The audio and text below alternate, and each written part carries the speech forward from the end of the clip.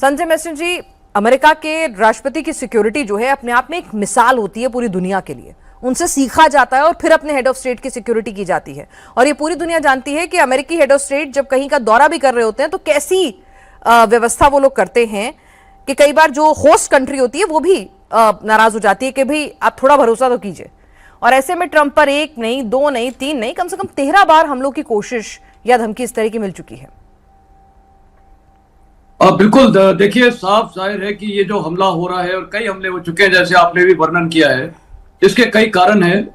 पहली बात, ये सबसे बड़ा कारण है हथियार की इजी अवेलेबिलिटी। अमेरिका में सबसे बड़ी प्रॉब्लम है ये जो हथियार खुलेआम मिलते हैं और कोई इस पे रोक टोक नहीं है, कोई भी खरीद सकता है, उनका जो लॉ है उसके मुताबिक, और ओपन फ्रीडम है हथियारों की। तो कहने का मतलब है, अगर कोई भी एसिलेंट को ये कार्रवाई करनी है, उसको सबसे बड़ी चीज चाहिए है हथियार, तो वो बहुत इजीली अवेलेबल है। दूसरा सबसे बड़ा फैक्टर है, कोई भी अगर ये करता है उसकी एक मंशा, एक इरादा होता है। इन लोग की मंशा क्या है? क्या इनको कोई कंट्रोल कर रहा है, या ये लोन वुल्फ अटैक्स हैं? सारे पॉसिबिलिटी संभव हैं। पहली बात, हम बात करते हैं लोन वुल्फ अटैक। ये देखिए, जो आज वाला अटैक हुआ है, उससे पहले जो यहाँ पर भी अटैक हुआ था जब वो प्रेस की डिनर हो रहा था, देखिए वो दोनों इंडिविजुअल्स ने किए हैं। और अभी इस वाले की तो अभी डिटेल नहीं आई है, लेकिन उस वाले का एक इंडिविजुअल ने किया था। कहने का मतलब है, ये क्यों किए हैं, इनका भी क्या मकसद था लोन वुल्फ अटैक में? इसके कई कारण हो सकते हैं। एक तो है मोटिवेशन बाय ईरान या IRGC या उनके पेरोल्स पे हो सकते हैं। नंबर 2 है, वो प्रेसिडेंट ट्रंप से दुखी हैं। उनकी जो नीति चल रही है, जो पॉलिसीज चल रही हैं, और जो उन्होंने एक फिलहाल स्टेटमेंट भी दिया था, मेरे को अपने लोगों की इकोनॉमिक चिंता की जरूर कोई फिक्र नहीं है, मेरे को सबसे बड़ी चिंता है ईरान न्यूक्लियर स्टेट ना बने। तो ये जो उन्होंने पॉलिसीज की है, और अमेरिका में इतना डिवाइड हो गया है, तो कुछ लोग हैं जो प्रेसिडेंट ट्रंप के खिलाफ हैं। तीसरा टारगेट क्या? आपने पूछा क्या प्रेसिडेंट ट्रंप टारगेट है? मैं बोलूंगा प्रेसिडेंट ट्रंप के साथ साथ व्हाइट हाउस टारगेट है, या जहां पर भी उनकी मौजूदगी है। अगर उस इलाके में भी हमला होता है तो वो एक वर्ल्ड न्यूज बनती है और एक सिंबॉलिक मैसेज आता है ये अटैकर्स के जरिए पूरे विश्व में कि देखिए, हम व्हाइट हाउस को अटैक कर सकते हैं, हम वहां पर जो डिनर हो रहा था उस पर अटैक कर सकते हैं। तो ये एक सिंबॉलिक मैसेजिंग है कि we are frustrated with President Trump, हम उनकी नीतियों से दुखी हैं। चलिए, तो ट्रंप से दुनिया फ्रस्ट्रेटेड है, दुनिया परेशान है, वहां का आवाम भी परेशान है। प्रोफेसर अंशु जोशी, यानी अगर देखा जाए तो ट्रंप के दुश्मनों की लंबी फहरिस्त है भाई दुनिया में। तो अब तो ये भी गेस करना मुश्किल है कि ट्रंप को टारगेट पे रख कौन रहा होगा। इतने सारे दुश्मन बना लिए उन्होंने। निश्चित तौर पर पिनाज, लेकिन अगर हम अमेरिका के राष्ट्रपतियों को इन जनरल देखें तो पहले भी बहुत सारे ऐसे राष्ट्रपति रहे हैं जिनका की असैसिनेशन हुआ है, जिनके दुश्मन रहे हैं और जिनको गोलियों से मार के जिनकी हत्या की गई है। जिसमें आप देखें तो अब्राहम लिंकन से लेकर कैनेडी तक, मैकिनले से लेकर के और गारफील्ड के नाम शामिल हैं।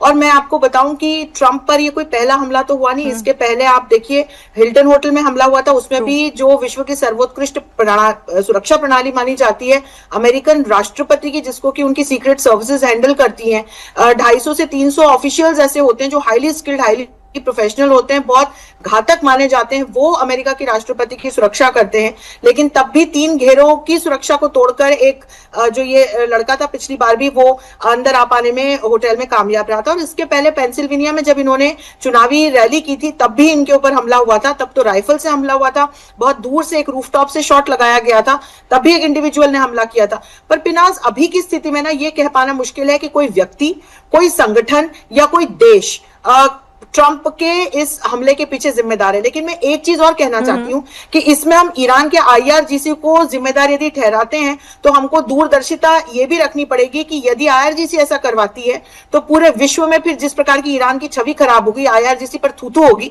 ये भी ईरान ध्यान में रख रहा होगा। तो कहीं ये देखते हुए कि अभी ईरान के साथ किस तरह से ट्रंप इंगेज्ड है, ऐसा तो नहीं कि कोई और आतंकवादी संगठन या कोई व्यक्ति या कोई दूसरा देश इस पूरी घटना में इन्वॉल्व है, हमको ये भी सोचना होगा। हमारे साथ आरजू काज़मी भी इस वक्त जुड़ चुकी हैं, पाकिस्तान से वरिष्ठ पत्रकार। आरजू, जिस तरह से हम देख रहे हैं ट्रंप को एक बार फिर से टारगेट किया गया है, ईरान ऐसा करवा सकता है? पहले इस्लामिक कट्टरपंथ के निशाने पर हमने देखा है कि अमेरिका रहा था, 9/11 पूरी दुनिया के सामने है, और अब ट्रंप ने दुश्मनों की तो लंबी फहरिस्त बना ली है। ईरान क्या खमनेई की मौत का बदला लेगा? बातचीत अपनी जगह है, सब कुछ है, कहीं ना कहीं तो वो भी बदले की आग तो उसमें भी धधक रही होगी ना।